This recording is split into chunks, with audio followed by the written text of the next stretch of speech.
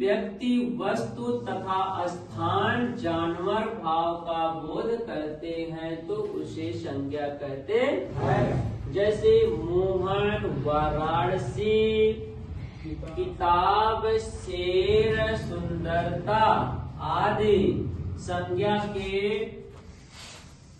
मुख के आधार पर कितने होते हैं? उत्पत्ति के आधार पर कितने विध होते हैं? तीन। कौन कौन से? व्यक्तिवाचक, जातिवाचक, भाववाचक। यानी व्यक्तिवाचक संज्ञा, जातिवाचक संज्ञा और भाववाचक संज्ञा। अर्थ के आधार पर संज्ञा के 5 भेद होते हैं। व्यक्तिवाचक संज्ञा, जातिवाचक संज्ञा, भाववाचक संज्ञा, पदार्थवाचक संज्ञा, समूहवाचक संज्ञा। सर्वनाम किसे कहते हैं? कि संज्ञा के स्थान पर प्रयोग किए जाने वाले शब्द को सर्वनाम कहते हैं। सर्वनाम की संख्या 11 होती है। मैं, तू, आप, यह, वह, जो, सो, कौन, क्या, कोई, कुछ। सर्वनाम की संख्या कितनी होती है? 11। और सर्वनाम के प्रकार या सर्वनाम के भेद 6 होते हैं। कौन कौन से? पुरुषवाचक सर्वनाम, निश्चयवाचक सर्वनाम, निश्चयवाचक सर्वनाम, संबंधवाचक सर्वनाम, प्रश्नवाचक सर्वनाम, निजवाचक सर्वनाम।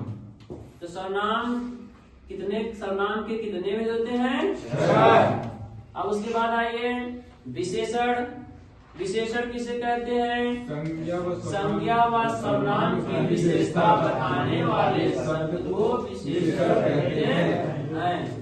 विशेषण के कितने भेद होते हैं? 4। सर्वनामिक विशेषण, जिसे हम संकेतवाचक विशेषण कहते हैं। निजवाचक भी विशेषण कहते हैं। इसके 3 नाम हैं, यानी सर्वनामिक विशेषण और संकेतवाचक विशेषण, निजवाचक विशेषण। ठीक है ना? तीनों एक ही हैं। तो पहला क्या हो जाएगा? सर्वनामिक विशेषण, गुणवाचक विशेषण, संख्यावाचक विशेषण और परिमाणवाचक विशेषण। समझ में आया? तो ऐसे ऐसे आप सीरियल वाइज से आप लोग क्या करेंगे? लर्न करेंगे, याद करेंगे।